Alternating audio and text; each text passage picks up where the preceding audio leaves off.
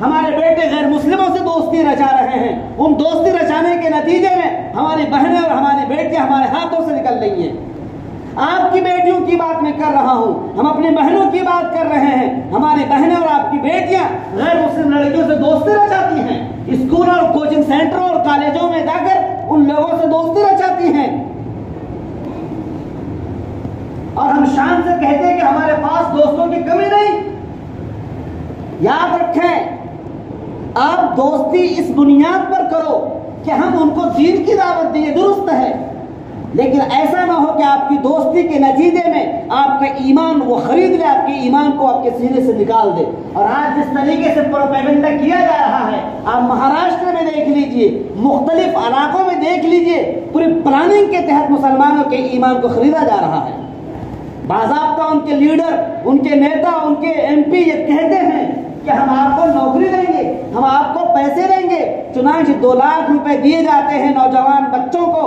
अपने नौजवान जो गैर मुस्लिम होते हैं, जो बेरोजगार होते हैं, उनको पैसे दिए जाते हैं, उनको नौकरी की लालच दी जाती है और वो मुआशरे में फैलते हैं। चुनांचे उनको सुभान अल्लाह, अल्हम्दुलिल्लाह ये सब अल्फाज रटाए जाते हैं। मेरी बात तवज्जो से सुनिएगा, गैर मुस्लिम बच्चों को ये जुमले रटाए जाते हैं।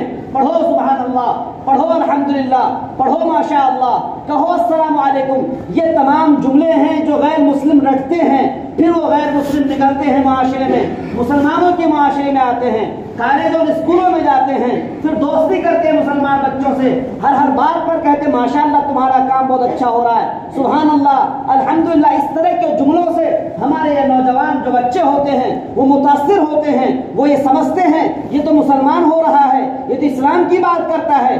चुनांचे दोस्ती के बहाने वो इनके ईमान को खरीदने की कोशिश करता है। और आज खास तौर से फेसबुक के वास्ते से, इंस्टाग्राम के वास्ते से, मोबाइल और इंटरनेट की दुनिया में आप देख लीजिए, लड़के लड़कियों से कहते हैं हम आपके इस्लाम को समझना चाहते हैं। चुनांचे हमारी बेटियां ये सोचती हैं हम इस्लाम की दावत दे सकती हैं, हम इस्लाम उन लोगों को मुसलमान बना सकते हैं। चुनांचे लड़कों से हमारी बेटियां बात कर रही हैं। कुछ दिनों तक वो आपसे पूछेंगे आपका इस्लाम बहुत अच्छा है, गोया कि आपकी वो तारीफ करेंगे, आपके मोहम्मद की तारीफ, आपके इस्लाम की तारीफ, आपके अल्लाह की तारीफ कर रहे हैं, जबकि वो तारीफ नहीं हो रही है। उसके बहाने वो जाल बिछा रहे हैं, उस जाल में हमारी बेटियों को फंसाने की कोशिश करते हैं। कुछ दिनों के बाद होता यह है हम आपसे मुतासिर हो चुके हैं, हम इस्लाम के दायरे में दाखिल हो चुके हैं। वो नौजवान लड़का कहता है, फिर उस लड़की को घर से बाहर निकलने पर मजबूर करता है और वो कहता है कि घर से बाहर निकलो, फुला जगह हम आपसे मुलाकात करना चाहते हैं। हमारी बेटी जाती है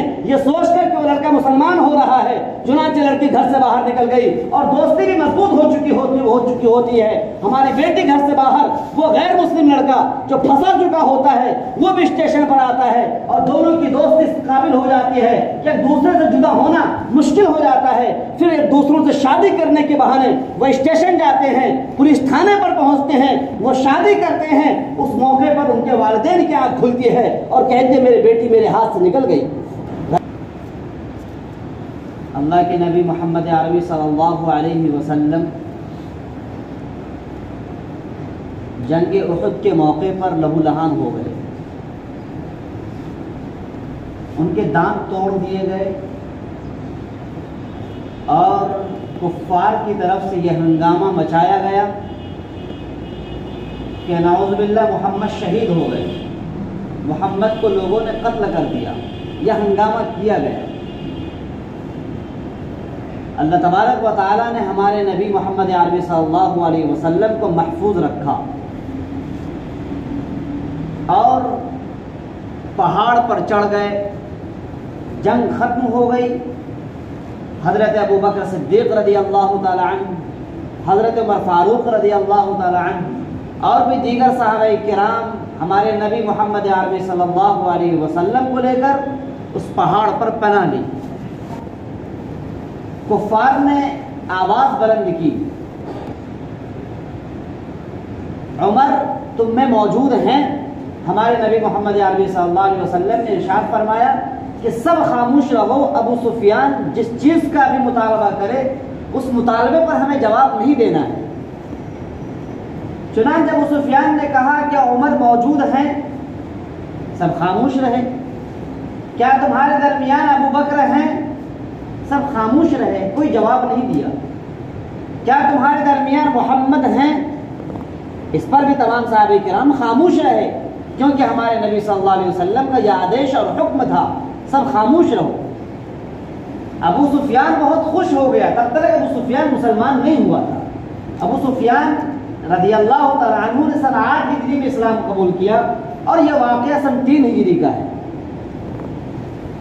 अबू सुफियान बहुत खुश हुआ कि मोहम्मद भी शहीद, अबू बकर भी शहीद, हजरत उमर फारूक भी शहीद, सब चले गए दुनिया से। अबू सुफियान बहुत खुश हुआ और खुश होकर उसने नारा बुलंद किया, हुबल की जय हो। हुबल उन लोगों की के देवी देवता हुआ करते, तो हुबल, मनात वगैरह, जिस तरीके से आज के दौर में ये गैर मुस्लिम आवाज बुलंद करते हैं, जय श्री राम का नारा बुलंद करते हैं, इसी तरीके से अबू सुफियान ने कहा हुबल की जय हो। चुनांचे ये वो जुमला था जो जुमला मुसलमानों के अकीदे से टकरा रहा था। उस मौके पर हमारे नबी सल्लल्लाहु अलैहि वसल्लम खामोश नहीं रहे। सोचने की बात है, जब कहा गया अबू बकर तुम में मौजूद हैं, खामोश रहे, उमर मौजूद हैं, खामोश रहे, मोहम्मद मौजूद हैं तो खामोश रहे। लेकिन जब कहा हुबल की जय हो, लातो मनात की जय हो, उस मौके पर अल्लाह के नबी मोहम्मद सल्लल्लाहु अलैहि वसल्लम ने हजरत उमर फारूक रदियल्लाहु तआला अन्हु से कहा, उमर फारूक खड़े हो जाओ और कह दो कि अबू बकर भी मौजूद हैं, उमर भी मौजूद हैं, मोहम्मद भी मौजूद हैं। अल्लाहु अकबर, अल्लाहु अकबर, अल्लाहु अकबर। लात बड़ा नहीं है, मनात बड़ा नहीं है, हुबल बड़ा नहीं है, अल्लाह सबसे बड़ा है। क्योंकि हुबल की जय हो नहीं हो सकता है, मनात की जय हो ऐसा नहीं हो सकता है, अल्लाह सबसे बड़ा है। पूरी दुनिया में अगर किसी की जय हो तो वो सिर्फ अल्लाह की जय हो सकती है। अफसोस की बात है कि मौजूदा वक्त में इस ईमान को इतना आसान और हल्का समझ लिया गया। हमारे नौजवान, खा वो मुसलमान मर्द हों या मुसलमान औरतें हों या नौजवान लड़के हों या नौजवान लड़कियां, खास तौर से मैं कह रहा हूं, ईमान को इतना हल्का समझ लिया कि जहां चाहते हैं ईमान की चादर को उतार फेंकते हैं। किसी की शादी के मौके पर हो, ईमान की चादर उतार फेंको। किसी फंक्शन में जाओ, ईमान की चादर उतार फेंको। मस्जिद में आओ तो आप बड़े बुजुर्ग बन जाओ, मस्जिद से बाहर जाओ तो आप हिंदू और हिंदुओं से खतरनाक बन जाओ। ये मुसलमानों की हालत है। जिस ईमान के हुसूल के लिए सहाबे किराम ने कौन सी जतन नहीं करी, कौन सी परेशानियां नहीं झेली। हजरत अम्मार रज़ियल्लाहु तआला अन्हु के खानदान को तहे तैक कर दिया गया।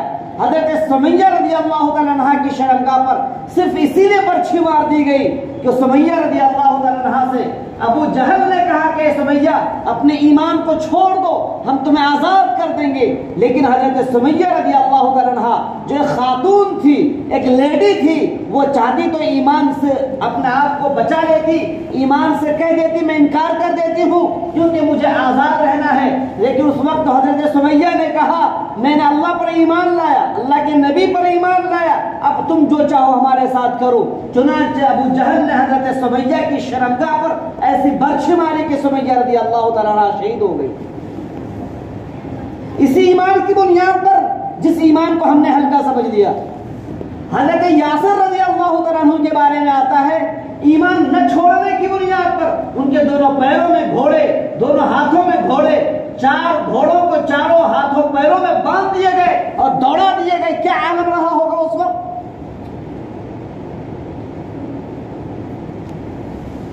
जिस ईमान को हमने हल्का समझ लिया, जिस ईमान की कोई कदर नहीं रही हमारे दरमियान।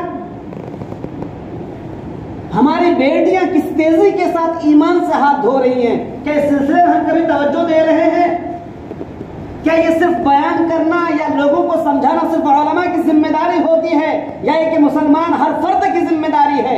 मुआशरे और सोसाइटी, इस्लामी सोसाइटी के हर फर्द की जिम्मेदारी होती है कि अपनी बेटियों की ईमान की हिफाजत करें, अपने बेटों की ईमान की हिफाजत करें। गलती किसने की? मोबाइल हमने अपनी बेटियों के हाथ में थमाया।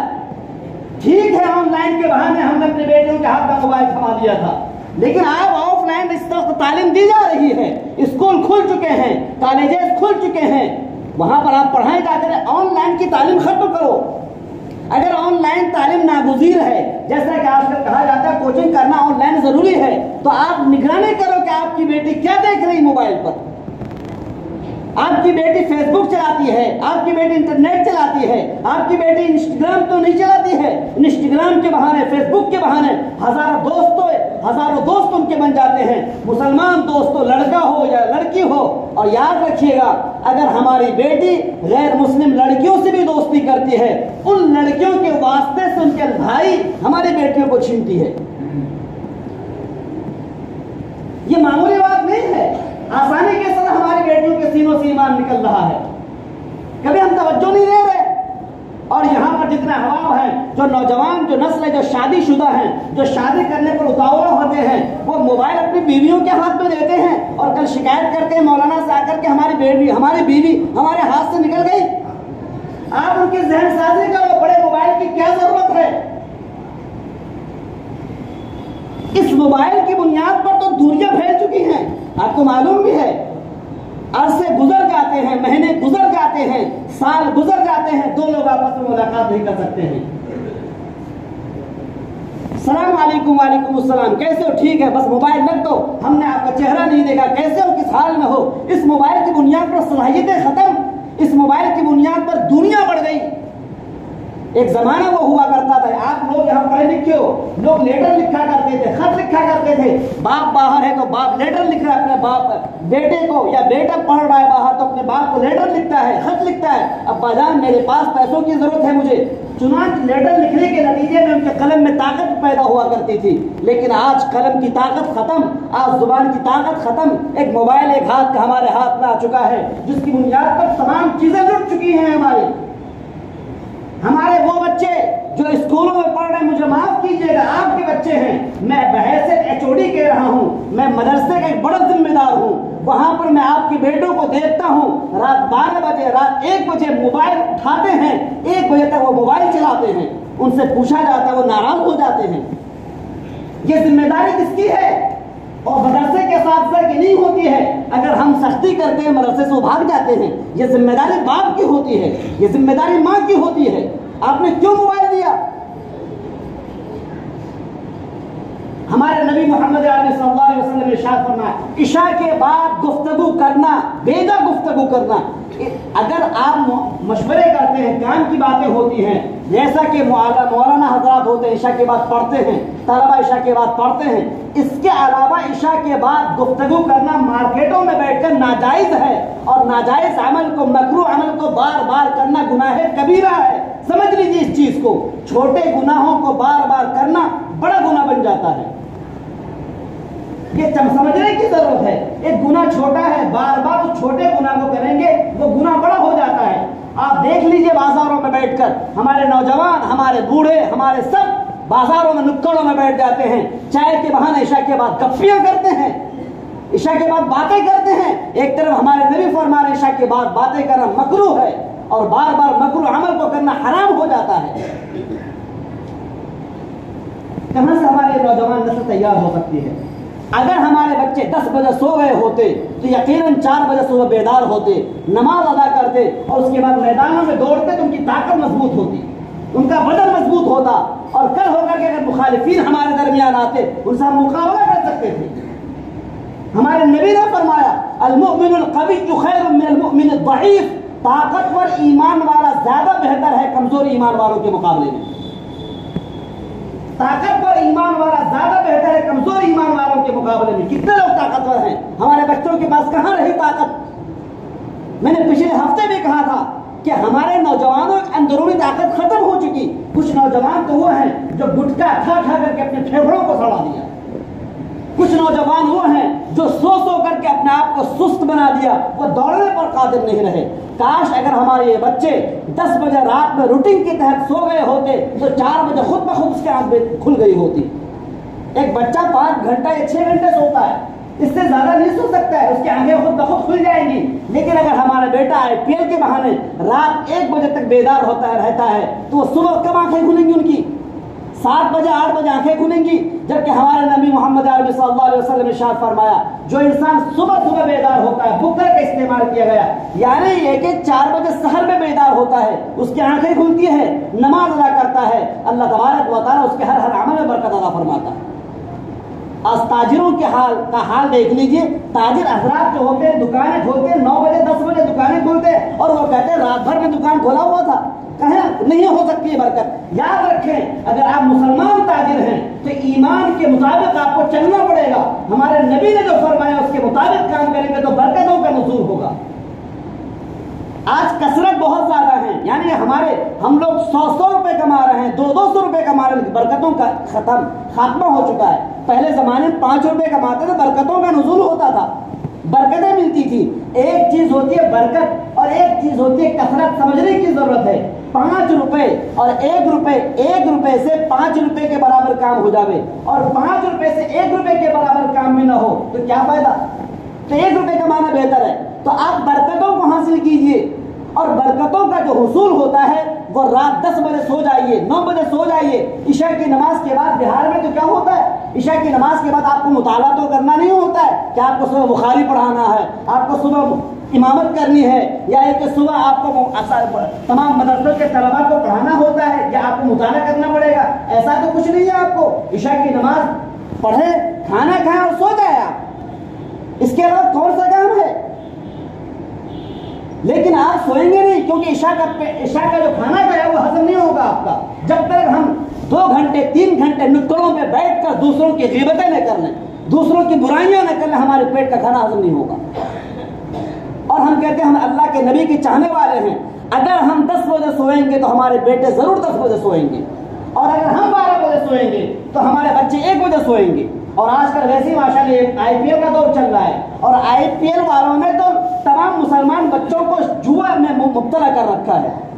हम लोग हीरोओं की पैरवी करते हैं। वो हीरो जो कभी गुटखा का प्रचार कर रहे हैं वो हमारे लिए आइडियल हो सकते हैं। मुझे माफ कीजिएगा, आप 1000 गालियां मुझे दें, या दुकानदार हजरात बैठे हुए जो गुटखा डिंपल वगैरह बेचते हैं वो माफ कीजिएगा, बेचते रहो, मुझे उससे कोई मतलब नहीं। लेकिन क्या ये जायज है कि हमारे ये नौजवान बच्चे, हमारे छोटे छोटे ये मुस्तकबिल की सितारे, वो पहले ही मांद पड़ जावे तो कल कौन क़ियादत करेगा, कल कौन इमामत करेगा। ये सोचने की जरूरत है, इसके खिलाफ महाज उठाने की जरूरत है। लिहाजा हर बाप पर लाजिम है हाथ में लाठी लें और अपने बच्चों से कहें कि 10 बजे के बाद आपके मुंह से आवाज निकलेगी, तुम पर लाठी बरसाएंगे हम। तो क्या मेरा बेटा हमारी बात नहीं मानेगा। अरे कभी नाराज भी तो होने की कोशिश करें अपने बेटों से इस बात पर कि हमारा बेटा हमारे नबी की सुन्नत को छोड़ रहा है। इस बुनियाद पर तो कभी नाराज हो जाए। लेकिन हमने अपने बेटों की उनकी जिद पर 10,000 का मोबाइल, 15,000 का मोबाइल दे दिया है और हमारा बेटा रात भर मोबाइल देख रहा होता है। 1 बजे उनकी आंख लगती है, 2 बजे आंख लगती है, सुबह 9 बजे 10 बजे आंखें खुलती हैं और फख्र से कहते हैं कि हमारा बेटा जो अभी सो रहा है, आराम कर रहा है। कल होकर के वही बेटी किसी की बहू बनती है तो 10 बजे वो बहू को आंखें खुलती है तो आंगन का झाड़ू, सास से लड़ाई, ससुर से लड़ाई, तमाम इस्लामी शरीयतों को हमने मिटा कर रख दिया, खेल बनाकर रख दिया है हमने। याद रखें, ईमान बहुत बड़ी कीमती दौलत है। हमारी बेटियों के सीनों से जिस तरीके से ईमान निकल रहा है, कयामत के रोज आपके गरीबान को पकड़ा जाएगा। आपकी नमाज पढ़ लेने से, आपके रोजे रख लेने से, आपके हज पर हज कर लेने से, आपके तस्बीहों के दाने खटखटा लेने से आप जन्नत नहीं हो सकते हैं। आपको फिक्र लेनी पड़ेगी, आपको जमात और गिरोह की शक्ल में तब्दील होना पड़ेगा। गांव गांव जाएंगे, बेटियों की फिक्र करें। मेरी बेटी ईमान की कदर करो, मेरा बेटा ईमान की कदर करो। हमारी भाभियां और हमारी बेटियां अपने बच्चों को सिखाते, बेटा गुड मॉर्निंग कहो, बेटा गुड इवनिंग कहो, बेटा बाय बाय टाई टाई करो। कभी नहीं सिखाया जाता अस्सलाम वालेकुम कहो। यह शर्म की बात होती है, क्योंकि हमारी माँ को, हमारी बहन को, हमारी भाभियों को खुद मालूम नहीं कि अस्सलाम वालेकुम व रहमतुल्लाह क्या चीज है। याद रखें,